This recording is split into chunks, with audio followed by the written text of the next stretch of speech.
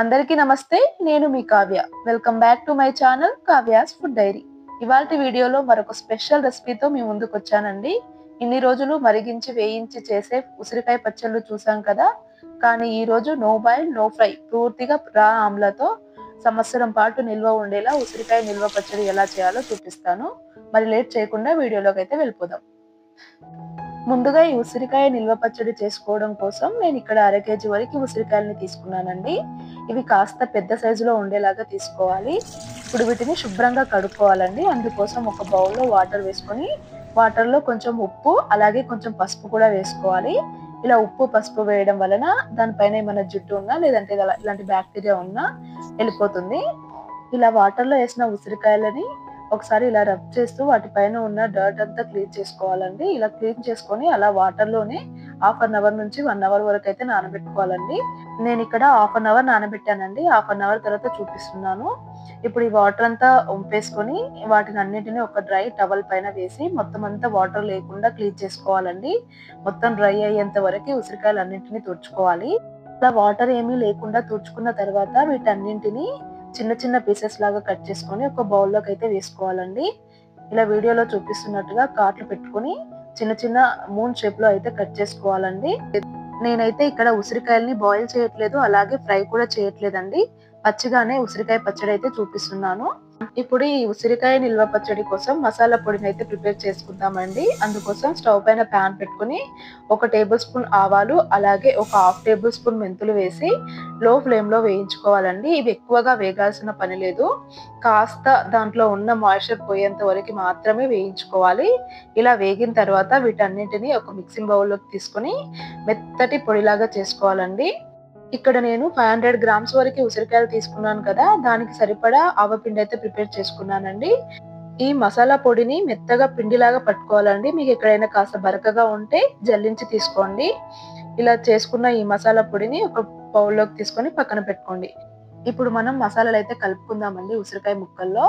అందుకోసం ఇక్కడ నేను 500 గ్రామ్స్ వరకు ఉసిరికాయ ముక్కలు తీసుకున్నాను కదా, దానికి సరిపడా 250 గ్రామ్స్ వరకు కారం పొడి అయితే తీసుకోవాలండి.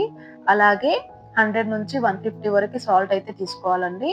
అలాగే మనం ముందుగా పట్టి పెట్టుకున్న మసాలా పిండి కూడా వేసి మంచిగా కలుపుకోవాలండి, అన్ని ముక్కలకి పట్టేలాగా. ఇలా మంచిగా కలుపుకున్న తర్వాత ఉసిరికాయల్లో వగరు ఉంటుంది కదండి, దాన్ని బ్యాలెన్స్ చేయడం కోసం ఇక్కడ నేను 2 పెద్ద సైజు నిమ్మకాయలు అయితే తీసుకున్నాను. ఈ నిమ్మకాయలని రసం తీసి దీంట్లో అయితే వేసి మంచిగా కలుపుకోవాలి. ఇలా నిమ్మకాయ రసం యాడ్ చేసిన తర్వాత మొత్తం అంతా మంచిగా మిక్స్ చేసుకోవాలండి. నేను ఇక్కడ చిన్న బౌల్ తీసుకున్నాను, కరెక్ట్ గా మిక్స్ చేయడానికి రావట్లేదు, అందుకని బౌల్ చేంజ్ చేశానండి. ఒక పెద్ద బౌల్లో వేసుకొని మొత్తం అంతా మిక్స్ చేసుకోవాలి, చేయితో కలుపుకోవాలండి. ఇలా మంచిగా కలుపుకున్న తర్వాత దీనిపైన మూత పెట్టి ఒక 1 అవర్ రెస్ట్ ఇవ్వండి. ఈ లోపు మనం పోపు అయితే ప్రిపేర్ చేసుకుందాము. అందుకోసం స్టవ్ పైన ప్యాన్ పెట్టి ఒక బౌల్ ఫుల్ గా ఆయిల్ తీసుకోవాలండి. ఇలా ఆయిల్ కాస్త వేడయిన తర్వాత ఇందులోకి 2 స్పూన్ల ఆవాలు అలాగే 2 స్పూన్ల జీలకర్ర అలాగే చించుకున్న ఎండుమిర్చి కూడా వేసి మంచిగా ఫ్రై చేసుకోవాలండి. ఇది కాస్త ఫ్రై అయిన తర్వాత ఇందులోకి 1/2 కప్పు వరకు వెల్లుల్లి రెబ్బలను కూడా వేసి మంచిగా ఫ్రై చేసుకోవాలి.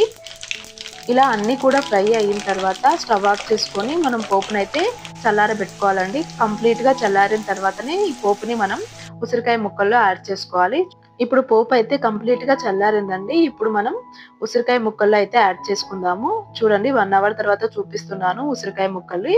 ఇప్పుడు ఈ ఉసిరికాయ ముక్కల్లో ఈ పోపు అంతా వేసుకొని మంచిగా కలుపుకోవాలి. ఇలా పోపుని ముక్కల్లో యాడ్ చేసేటప్పుడు స్మెల్ అయితే చాలా బాగా వస్తుందండి. ఇలా పోపు అంతా మొత్తం అంతా మిక్స్ అయ్యేలాగా కలుపుకున్న తర్వాత దీనిపైన మూత పెట్టి ఒక 1 డే మొత్తం రెస్ట్ ఇవ్వండి. ఇలా 1 డే రెస్ట్ ఇవ్వడం వలన ముక్కలకి మంచిగా ఉప్పు కారం అన్ని బాగా పడతాయి. మినిమం 1 డే అయితే ఉంచుకోవాలండి మూత పెట్టి. ఇలా ఉంచడం వలన ముక్కలకి మంచిగా కారం అనేది బాగా పడుతుంది. ఇలా 1 డే తర్వాత చూపిస్తున్నానండి. చూడండి ఆయిల్ మొత్తం పైకి తేలి ముక్కలకి మంచిగా కారం అన్ని బాగా పట్టాయి. ఈ టైంలోనే ఆయిల్ కూడా చెక్ చేసుకోండి. మీకు ఆయిల్ సరిపోకపోతే ఇంకొంచెం ఆయిల్ వేడి చేసి చల్లారిన తర్వాత యాడ్ చేసుకోవచ్చు. ఈ ఉసిరికాయ పచ్చడిని ఎయిర్ టైట్ కంటైనర్ లో పెట్టుకొని నిల్వ ఉంచుకుంటే 1 ఇయర్ వరకు స్టోర్ ఉంటుందండి. అంతే అండి, మన నో బాయిల్ నో ఫ్రై ఉసిరికాయ నిల్వ పచ్చడి అయితే రెడీ అయిపోయింది. సింపుల్ గా ఉన్న ఫ్లేవర్ మరియు న్యూట్రిషన్ రెండు కూడా పూర్తిగా రిటైన్ అవుతాయండి. ఈ పచ్చడిని లాంగ్ టైం స్టోర్ చేసుకోవచ్చు. డైలీ లిటిల్ అమౌంట్ తీసుకుంటే ఇమ్యూనిటీ డైజెషన్ కి చాలా హెల్ప్ అవుతుంది. బ్యాచిలర్స్ కూడా ఈజీగా చేసుకోవచ్చండి ఈ పచ్చడిని. వేడి వేడి అన్నంలో తీసుకొని తింటే అసలు టేస్ట్ అయితే చాలా బాగుంటుందండి. మీకు గనుక ఈ వీడియో నచ్చినట్లయితే ప్లీజ్ లైక్ చేయండి, షేర్ చేయండి. కావ్యాస్ ఫుడ్ డైరీని సబ్స్క్రైబ్ చేయడం మర్చిపోవద్దు.